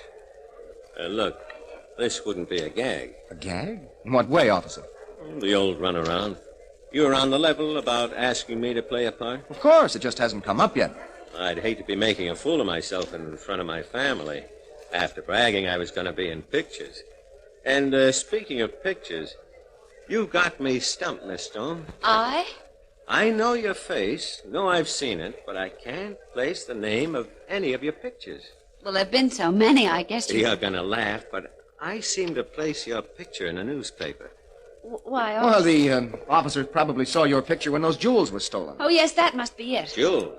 Oh, now, just between you, me, and the gatepost, ain't most of those jewel robberies for the publicity? I refuse to commit myself until I speak to my lawyer. I'd keep your secret. As long as there's no warrant out for you, you don't need to worry about me. Warrant? Here comes our director, Mr. Tyler. Yes, Mr. Patterson? Hello, officer. Hello. I notice we're just about ready to get underway again. How about putting Officer Harrigan's scene in here? Then he can stand by if we need him for a retake. Yeah, but, well, all right, if the officer doesn't mind waiting a few minutes. Me? Say, Mr. Tyler, I don't mind waiting a bit. Playing with dynamite, aren't they? Trying to keep Officer Harrigan's mind occupied, trying to keep him from connecting their faces with the newspaper photos labeled Wanted for Kidnapping. Meanwhile, in the private office of Sid Samarino's Roomba Palace. At last. Come in, baby. Baby, huh? Oh, it's you. Why, Sid, I didn't know you cared. I thought it was Nora. Where's Nora, Joe? Hasn't showed up yet. Well, close the door. I get enough of that music. That's better. Why isn't she here? She's usually here before 5. You, haven't lit a torch for Nora. Be yourself. I thought not. I need that kid. She can do something for me. Now you sound more like Sid. Hey, why don't you ever break down and give me a box of these cigars? Buy your own cigars. There's nothing wrong with your graft. Is it the phone call from Murtaugh? Oh, Grandma, what a long nose you've got. Good guy to stay on the right side of, Sid. Look, dump your ashes in the ashtray, not on the rug. Best mouthpiece in town. Plenty of friends in the right places. Uh-huh, high-priced. Oh, well, if you're worried about money, I might buy a piece Does of anything this. about dough? It's just, well, can't afford to get mixed up in things. Start the cops watching the Rumba Palace. And the private room. Forget that room. You know, if you'd stay in one place and give me an idea Forget of it. what this is all about... Forget it. It's just, You know what a smart mouthpiece can do to any guy in cross-examination. Get up on the witness stand, alibi Liz Wren, and before you know it, Perry Mason is dragged in the Rumble Palace and everything else. Sure, Murtaugh can object. But when it's been said, it's been said. Hey, wait a minute. What are we talking about? The McKean trial. Mary McKean, Mason's client. Murtaugh's trying to put Mason and the McKean dame away. I know that. Murtaugh wants me to alibi his client, Liz Wren, if he needs it. Oh. What happened to Nora? Oh, I don't get her connection. I alibi Liz. Nora alibis me. Oh. Her old man's a homicide lieutenant. With a homicide lieutenant's daughter backing me up, what I say ought to swing a little weight. Think you can get away with it? Me? Now, don't roll those eyes at me, Papa. I'm not a stage-struck kid. No. You're nothing but a bum. Oh, that'll be Nora. Yeah? Okay, send her in. On your way, Joe. What, you mean you want me to beat it? What do you think? That's what I think. Sid, they said you want... Oh. It's okay, Nora. I'm on my way out. Well, I didn't mean to interrupt. Well, Joe say he was on his way out. Don't let us keep you, Joe. I won't. But, watch out for the guy, Nora. Hmm? He's in a romantic mood. Oh. Go on, get out, bum. Quit tipping my hand. I know I'm awfully late today, Sid, but That's all right, baby. they said... You know, Joe wasn't kidding Hmm? about me being in a romantic mood. Oh. If you're afraid, I'll hold your hand. I'm not afraid. Swell. You see, I trust you. Is that good or bad? I think it's good. Did you want anything special? Yeah, I did. Well? Look, I've got a lot to say. Why don't we skip out of this joint and have dinner? Oh, Sid, I'd love to. But? Well, Mother and Dad are expecting me. Got a telephone at your home, don't you? Well, yes, but... Go on, Nora. For Sid. I promised I'd eat home tonight. Here's my private phone. Sid, I shouldn't... I'm even dialing the number for you. This is pretty important to me, Nora. Well... I better grab the phone. Somebody will answer in a minute. You're sweet. Sid. Hello, Bonnie. This is Nora. Well, I'm still downtown, Bonnie. Will you tell Mother I can't get home for dinner? Yes, I have to dine with a producer. Maybe he'll put me on the stage. I'll put you any place you like. No, I'm not sure what time I'll be home, but I'll see you later, Bonnie. Goodbye. All set? Yes. So what are we waiting for? Let's get out of this joint. And then you tell me what you want of me. Then I tell you what I want of you. What a strange pattern fate weaves. And there's another thread in the pattern calculated to send Mary to prison and her lawyer right along with her. And I'll go that little song one better, because Tide not only gets clothes cleaner than any soap, but cleaner than any other suds, cleaner than any other washing product known. Yes, Procter & Gamble's amazing Tide will give you a cleaner wash than you get with any other washing product known.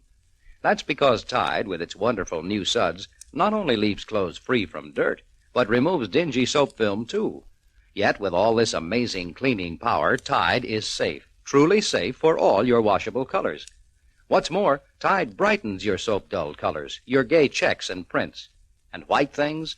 Why, in hardest water, Tide gets linens and shirts whiter than any other washing product known. And that's not all. Tide keeps them white, week after week, never turns them yellow. So next wash day, start using Tide, the one washing product known that gives you all this. The cleanest, brightest, whitest wash you ever hung on the line.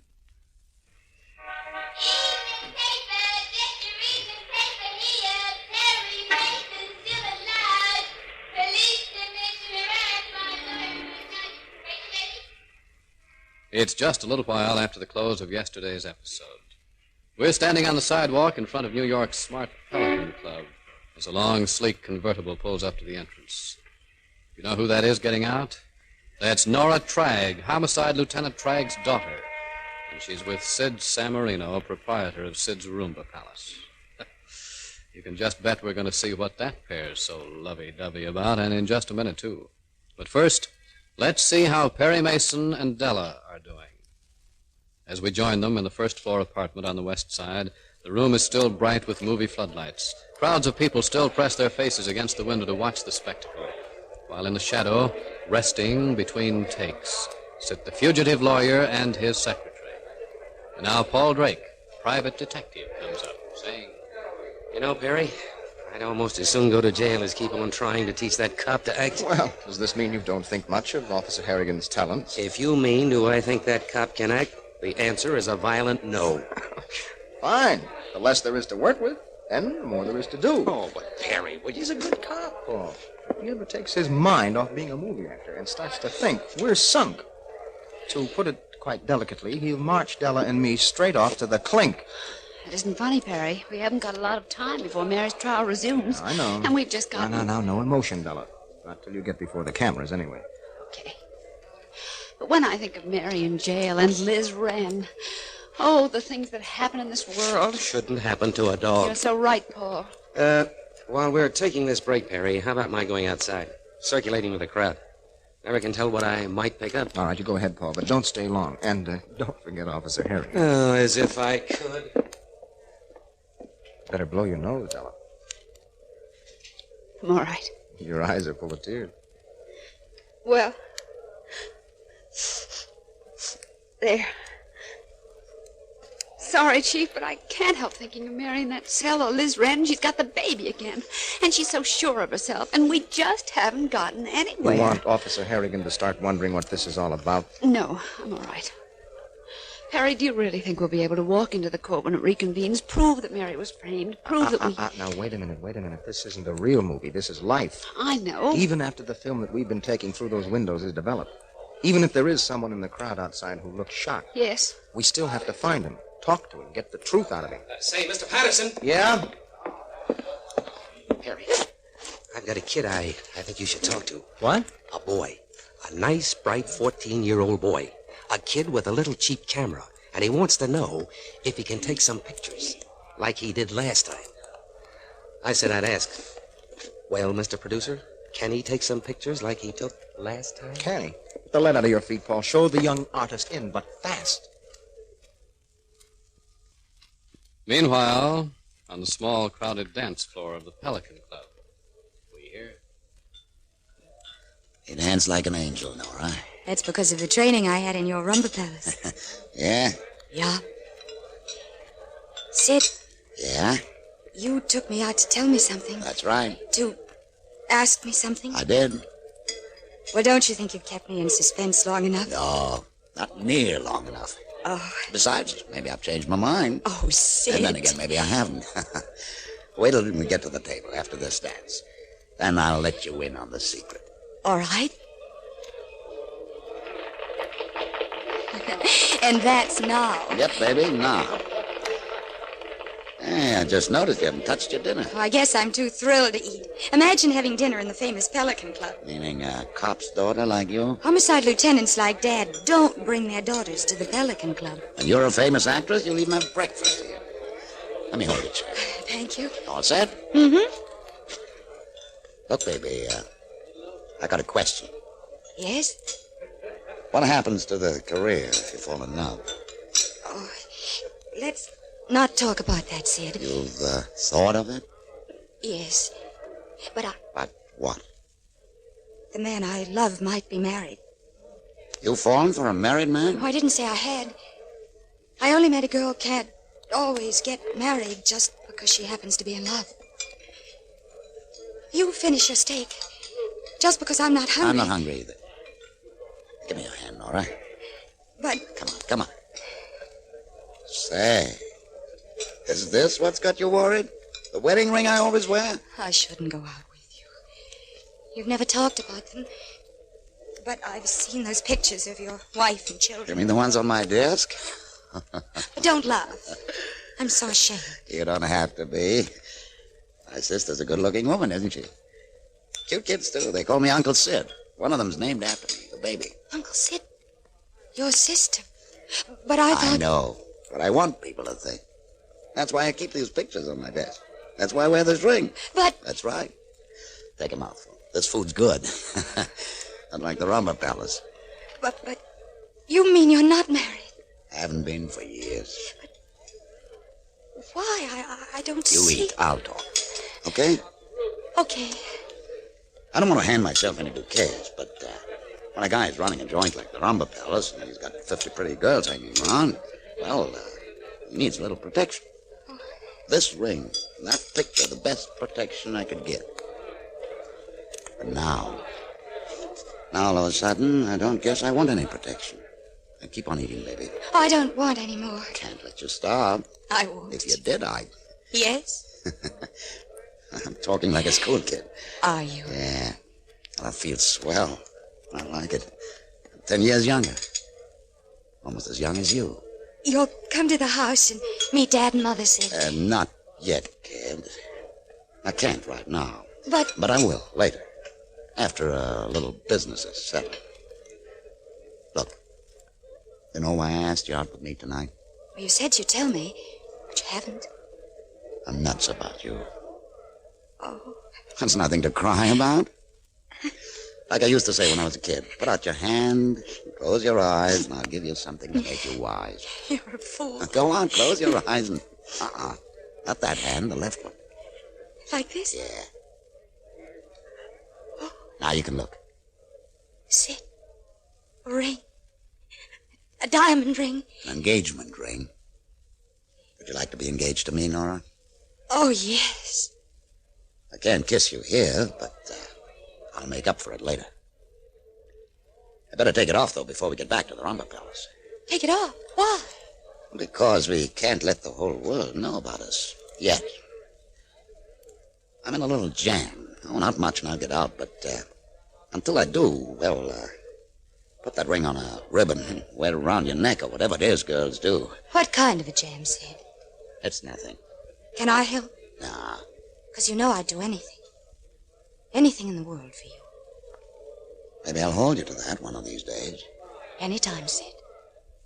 Any place. Yeah, I think you mean it. Oh, I do. You're okay, Nora. You're the kind of kid I've always wanted to meet. And I'm going to marry you. Loyal, honest, in there, pitching when she's needed. And pretty, too. What more could a guy ask? Oh, you. Now, baby, what do you say we go out to the car, huh? There's a couple of things I'd like to whisper. Obediently, Nora rises, her head in happy, rosy clouds.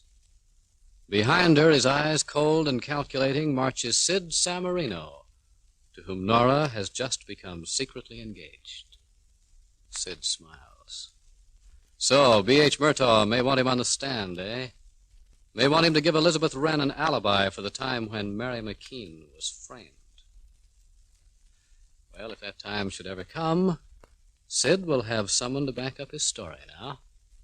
Sid will have his fiancée, the daughter of Homicide Lieutenant Tragg. And that should put the okay on anything Sid says. Meanwhile, what about that boy Paul Drake has just brought to Perry Mason? Well, won't you join us tomorrow? Tide gets clothes cleaner than any soap. Now, that's a pretty terrific wash day promise. But just listen to this. Procter & Gamble's Tide will not only get your clothes cleaner than any soap, but cleaner than any other suds, any other washing product known. Why, Tide leaves your whole family wash free from dirt, and Tide removes dingy soap film, too. Yet, with all this amazing cleaning power, Tide is safe, truly safe for all your washable colors. In fact, Tide actually brightens soap-dulled colors, really spruces up your gay checks and stripes. And Tide works wonders for white shirts and tablecloths, too. In hardest water, Tide gets them whiter than any other washing product known. What's more, Tide keeps them white, week in, week out, never turns them yellow. Next wash day, try Tide. Honestly, no other washing product you can buy will give you all this. The cleanest, brightest, whitest wash you ever hung on the line. Tell me now, how foolish can a young woman in love get? Well, Nora Tragg, daughter of Homicide Lieutenant Tragg, has accepted Sid Samarino's engagement ring, agreed to keep the engagement a secret, and at this very moment, her head filled with rosy dreams, she's riding with him back to the Rumba Palace. Meanwhile, what's been happening to Perry and Della? Now, you'll remember when we left them yesterday, Paul Drake was going out to bring in a young boy who wants to take some pictures like he did last time. Last time, of course, refers to the time when Mary McKean was framed by Liz Wren and Doc Keegan under a situation which Perry Mason is now seeking to duplicate. And now as Paul leaves, Della turns hopefully to Perry and says, Oh, gee. Don't get your hopes too high, Della. But if he took snapshots, he'd have pictures of Mary and Jim Randall, of Doc Keegan posing them. He might even have one of Liz Wren on the set. That would prove that she was part of this whole conspiracy. Oh, Perry, if he has that sort of snapshot, why, he's the witness we've been looking for. You can knock Liz Wren's case higher than a kite. Wait, Della, wait. Now, wait. Hold on to yourself. But let's celebrate after the game is over. In other words, don't count your chickens before they're hatched. I'm not, And but remember, Paul said he was a sharp boy. Kids are quite often quicker at spotting a phony than grown-ups. Now, we are going to have to do some acting. Trying to make me nervous, mister? No. Just careful. Oh, this must be our boy coming here. Nice looking. Shall I give him a nice big smile? Why not? You're the This movie way, star. Maxwell. Mr. Patterson is waiting for the cameras to be loaded so he can give you a few minutes. Oh, gee, thanks. I do appreciate... Oh, how do you do, Mr. Patterson? How do you do? This is Maxwell Cook, Mr. Patterson. Oh, hello. You, interested in the movie business, Maxwell? Oh, gee, am I? Why don't you bring Maxwell a chair, Mr. Tyler? Oh, wait, don't trouble. I'll get one for myself. Of course, I haven't got enough money for a movie camera yet, but I've done a pretty good job with this little old box camera. Won some blue ribbons. Wow, good for you. Hey, you're not the director who was here last time. No, he's busy somewhere else. I'm handling these retakes. I didn't think you were. You're nicer than him. Well, he chased me off the set. Oh, well, these temperamental directors. Well, so I didn't tell him about the pictures I took. I knew he'd be mad. You won't tell him, will you? No, not a word. Aren't you going to introduce me, Mr. Patterson? Well, yes, of course. Maxwell, this is our star, Miss Stone. Hello, Maxwell. Oh, I remember you all right. Only, gee, you look better than you did last spring. Oh? Were you really sick then, or was it acting? I was sick. Oh, it's swell of you both to talk to me. I had never talked to a real movie director and a star before. I don't suppose you could give me your autograph. Why, of course we will. Never can tell. One of these days we may be asking for yours. Yeah. I might even be able to give you a few pointers. That is, if I could see some of your pictures. Oh, gee. Would you? Glad to. We're not ready to go on shooting, are we, Mr. Tyler? Not for a while, Mr. Patterson. Oh, boy, and I've got some of my best prints right here in my pocket. I want to see, too. What'd you say, ma'am? That I want to see, too. Oh, well, here they are. This one here is my dog. Oh? I won $5 from the Evening Record for it. Oh, no, that's very nice. Thanks. And this picture here is of the Statue of Liberty. I got it on a ferry boat. Uh-huh. And this one I took in Central Park. Oh, baby. I develop my own pictures, too. But I have to use my friend's enlarger. You see, I'm saving up for my own. Is this all? Well, it's all I have with me. Oh. Why? Oh, I just thought perhaps you'd have one of me. Oh. Well, I guess I have at home. You guess? Well, I mean, I'm pretty sure. Gee, I hardly ever throw a picture away unless it doesn't come out. And the ones I took here came out because the lighting was so clear and, they were clear. But the composition wasn't so good. That's what Homer says. You see, Homer's my friend. He's the one who has the enlarger. I'd like to see those pictures, Maxwell. Well, I guess I could run home and get them. Only it's pretty late, and Mom would probably make me stay because it's supper time. Well, then perhaps you could do it later. Suppose you tell me what was in them, then that'll give me an idea. Well, don't you know what was in them? Well, the subject matter, of course, yes. I wouldn't know how you composed it, though. Oh, sure. Am I ever dumb? Say, is that a real policeman rehearsing or an actor? Oh, that's a real policeman. I thought so. Hey, that's Harrigan. How come Harrigan? Well, we have a bit. Oh, there wasn't a policeman in the scenes they took the last time. No, naturally. We've made some changes in the plot. That's the reason for all these retakes. Oh, I see. Anyway, I guess I do. You're going to take the same kind of pictures of Miss Stone? Oh, yes. Well, I hope the ones you get this time will be better. I mean, composition. Oh. And the leading man. Kind of a snaky-looking guy. Uh-huh. I like Roy Rogers much better. I guess I shouldn't have said that. Oh, no, it's all right, Maxwell. Doesn't matter. Matter of fact, I like Roy Rogers myself. Mr. Patterson. have you been a director a long time? Yes, quite some time. Why? Oh, that's what I thought. Oh, why? Oh, because I know your face so well. I guess I must have seen it in a movie magazine. Yes, could be. Now, what were you going to ask me about the last time they shot this sequence? Well, you were about to say something about the pictures, maybe the pictures you took. Oh. Well, I always did wonder. Yeah? You know, when they brought the girl in the last time? I mean, you, Miss Stone. Well, they had to carry her. They put her right down on the hospital bed. You know, at first I thought she was really sick. She looked sick. Oh, you must have been an awful good actress, Miss Stone. Thanks. Even all the time, that man, I mean the leading man, well, he was holding her in her arms and everything. Well, she looked to me like she was out cold. Yeah? And all of a sudden, oh, gee, Miss Stone, I'll never forget how you did it. You began to moan and scream and everything. Boy, it made my blood run cold, even if it was only acting for a movie. Did it really? Yeah. And the way the director rushed over with a hypodermic. Boy, it was real as anything. And the way the other lady said, oh, that should hold her. Hey, who was she? I don't see her around. The other woman? Yeah. Middle-aged, dark hair, Yeah. rather handsome face? Yeah, that's her. Liz Rand. A character actress playing the mother. Well, the other director says she was supposed to be a nurse. Oh? Well, there you are, you see. I told you we were making changes. I guess so. I was watching through the window both times, and yet it didn't direct it a bit the way the other fella did. Well, we all have our ideas. I wouldn't be making these retakes, you see, if the first scenes had been satisfactory. Well, it was more exciting the other way. Oops, I shouldn't have said that, should I? No, it's all right, Maxwell. And I'm very much pleased with your eye for details. From taking so many pictures, I guess. Yes, no doubt. You know, I study other pictures, too. Especially in the newspapers. Oh, well, that's good training. Excellent training. You know, I've seen your picture in the newspaper, too. Why, you're... Well, Mr. Patterson, they put me through my paces, and they put me through 'em again. Seems like it ought to be about time to take the scene with the camera, ain't it? What did Mr. Tyler say? Well, to ask you. Oh. Well, we'll be ready in a few minutes, Officer Harrigan. I wouldn't say a word, but the wife's expecting me to dinner. Not that it'll make too much difference if I'm late this once. But Well, we'll get to you in a few moments. If you would. But, Mr. Patterson. Yes? Officer Harrigan has to be made up.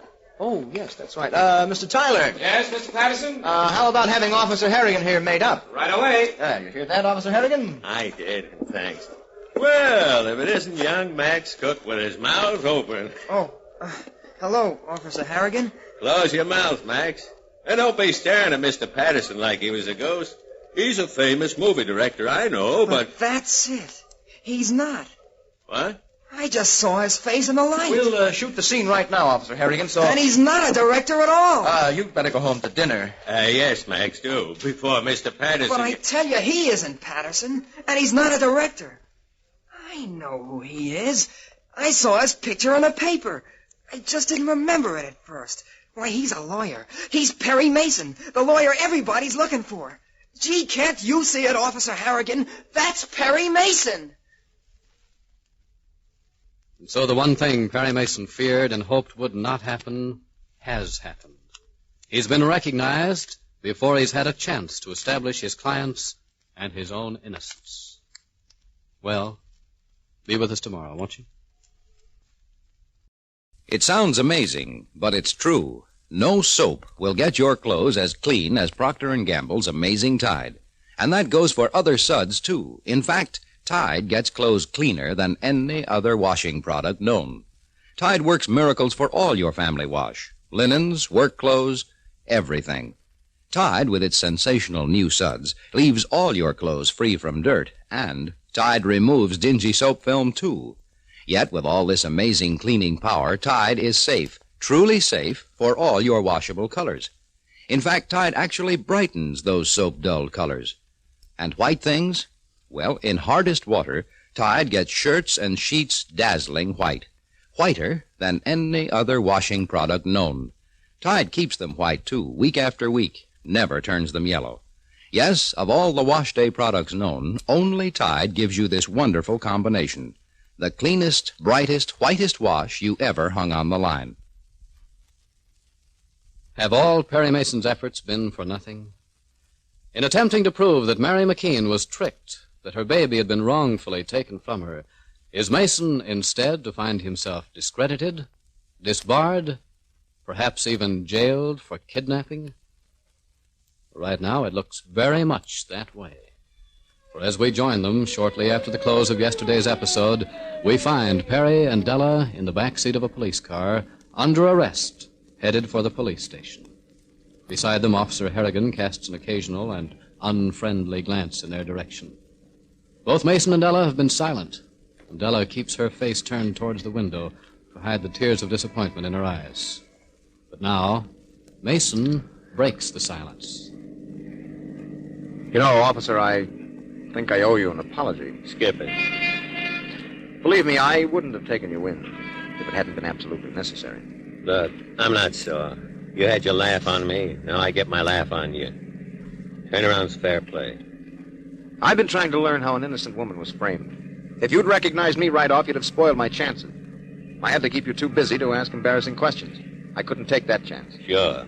Harrigan will make a great movie actor. Well, we all have our soft spots. All of us like to play actor. And me bragging to my family how they'd see me on the screen. Big joke. It wasn't a joke to me. It was deadly serious, Harrigan. My client is the victim of the meanest kind of conspiracy. Tell it to the judge. Guess that'll be a new one for you, won't it, Mr. Mason? Answering the questions instead of asking them. Oh, I'll still do a little of both. And it had to be a kid who tipped me off. A kid who recognized you. The newspapers will certainly have themselves a time over that one. Just another dumb cop, Harrigan. Well, I guess I got it coming. Why do the newspapers have to know anything about it? Of course, you ain't gonna say a word. Why should I? I look you right in the face. I talk to you. And I can't see what's under my own nose. I don't recognize what's been in the police bulletins until a 14-year-old kid says, "That's Perry Mason." Ooh, will the captain chew me over for that? What, for arresting and bringing in two people for whom the entire police force has been searching? I should have done it hours ago. You know, if I were you, I'd be congratulating myself. You stand to collect $750 in reward. If it's awarded to me. Well, you deserve full credit for the arrest. Why should they withhold the reward? What do you got up your sleeve? Nothing. And why should you do me favors? Oh, is there any reason why I shouldn't? I spoiled your play. I arrested you. Oh. When somebody takes a shot at you, you don't get sore at the pistol. That's merely the instrument. You go after the person who pulled the trigger. I don't get it. You needn't. You're still going to jail. You ain't got a chance to talk me out of it. I wasn't trying. They say you both can be sent up for life. I know what they say. Lady, there ain't a bit of use in crying. Sure, it ain't any picnic in jail, I'm but not thinking of myself. It's my cousin. Oh, Chief, we might have been on the verge of finding proof. We might have cracked the case in another minute, another hour. Now, take it easy, Della. We're not licked. If we're in jail? There are others working for us outside. Oh, but take the matter we were talking about just before our arrest. It can be worked out by a different party. Can we have a chance? if you're talking about the fellas who helped you take those movies or pretended to make movies, some of the boys are with them right now, asking questions. And they better have some good answers ready, too. They're not guilty of anything, officer. Harboring a man wanted by the police? That ain't anything? First, you have to prove they knew I was Perry Mason. If you didn't recognize me, why... Yeah. Besides, before this thing gets too far, I expect to show there's no case against any of us. You sound pretty sure of yourself for a guy headed for the clink. Well, officer, strange as it may sound, I still have faith in the workings of justice. I still believe the truth will out. Sometimes it takes a little time, but eventually the truth will out. If all you need is time, I'm thinking you'll get plenty of that. All out. Here, let me help you, Della. Oh, Chief. No. We've been in police stations before, Della. Not like this. Up the steps. Up the steps and inside and to the sergeant's desk. Since you two have been in police stations before, I don't guess I have to show you the way. And as Perry and Della precede Officer Harrigan into the police station, inside a beautiful, ultra-modern penthouse apartment, we hear... Ah, Mrs. Wren and Nan. Hello, V.H. I hope we're not intruding at your dinner hour. Meaning you don't care, Mrs. Wren? No, matter of fact, I rarely dine before midnight. More chance to work up an appetite by then. Usually, I'm not in at this hour. But it happens I'm expecting a phone call. Won't you ladies sit down? Oh, no, thanks, B.H. Think I'll just look around. I love this place. You said you were going to telephone me. I tried to get you over and over. I've been out. I just came home in order not to miss a call. Indeed. Possibly a more important crime? Oh, by no means, Mrs. Wren, by no means. This call is vital to your case. Mine? If the gentleman will, and I expect he will, he can provide you with an alibi. Should it become necessary. An alibi? For what? For the period during which those compromising photographs were taken of your sister-in-law, Mrs. McKean, and that unfortunate deceased gentleman, Jim Rendell. But why should I need an alibi? I shan't be on trial. Mrs. Wren, you came to me because you believe me to be a good lawyer? Of course. A good lawyer leaves nothing to chance. Particularly when he expects to deal with a man as clever as Perry Mason. Mason can be very quick at turning the tables and putting the prosecution on the defensive. Liz, look at this. The chromium bar. Hey, and it's got everything in it. Nan, my dear, you have the instinct of a homing pigeon, as per usual. Would you ladies care for a drink? I would. Well, a small one, just to keep out the chill. Hey, come on over and watch me while I play bartender. I don't see why you need worry about Mason. He's busy keeping out of the hands of the police. Mr. Mason has a habit of doing the unexpected. My hope is to anticipate the unexpected. Mm-hmm. Here's your drink, Liz. Oh, thanks. When Mary McKean's trial is resumed, I expect to rush it to its conclusion with all possible speed. I hope. Here's your drink, B.H. But I'd be most stupid if I ruled out the chance of a surprise move on the part of Mason. Hey, B.H., here's your drink. Oh, thank you, man. Oh, my call, no doubt. Put my drink on the bar, Nan. And, ladies, don't wait for me. As if we would. Murtaugh speaking. Sergeant Barker. What's up, Sergeant? You don't say. Well, how long ago was this? Well, why didn't you let me know when the call came in? Oh, no matter, no matter. I assume the bail is high? Yes, yes. Thanks. I won't forget you, Barker. Now I will take that drink, Nan. Here. I have something to drink, too, as do we all. Hey, wait till I get a refill. What's happened? Perry Mason and Della Street have been arrested. Hey, that calls for a good stiff drink. At this very moment, they're being booked. No. Cheers. One moment, Nan. Guess where they were arrested, Mrs. Wren? How would I know? In a vacant apartment house on the west side. What? It seems they were taking some movies there of a hospital set. Oh, no. I think it was a coincidence, Mrs. Wren? How could they have learned? How could they have found out? I said Mason was resourceful. How much do you think? He has learned? I can't answer. But you see how right I was in arranging an alibi for you. Yes. Forewarned is forearmed. And with an alibi, and Doc Keegan whitewashing you. If we only knew what Mason had learned. I'll feel my way carefully when I get into the courtroom. Not that I need to. I think I can safely say I prepared for every possible contingency. And we do have Mason and his secretary. No, I don't think they have a chance. Not a single chance. Shall we drink to that? I'm on. Not a single chance, says Mr. Murtaugh. Well, what do you think? Is this ruthless, clever man right? Will Perry Mason, for the first time in his career, go down to defeat? I don't know. Join us tomorrow, won't you? No soap. What's more, no other suds, no other washing product known will get your clothes as clean as Tide. Yes, Procter & Gamble's amazing Tide promises you the cleanest wash that ever came out of your washing machine. That's because Tide, with its new miracle suds, not only leaves clothes free from dirt, it removes dingy soap film, too. And that happens to your whole family wash. Linens, prints, even greasy overalls. Yet with all this cleaning power, Tide is safe, truly safe for all your washable colors. In fact, Tide actually brightens those soap-dulled colors. And if you're wondering about your white linens and your husband's shirts, well, in hardest water, Tide gets them whiter than any other washing product known. What's more, Tide keeps them white week after week, never turns them yellow. Sure, there are many, many washing products to choose from, but remember, only by choosing Tide will you get all this: the cleanest, brightest, whitest wash you ever hung on the line. Well, Perry Mason is certainly no stranger to police stations. But at this moment he finds himself not as a lawyer with a client to defend, but as a man under arrest, about to be booked. As might be expected, the news has brought a crowd of reporters who now surround the lawyer and his secretary.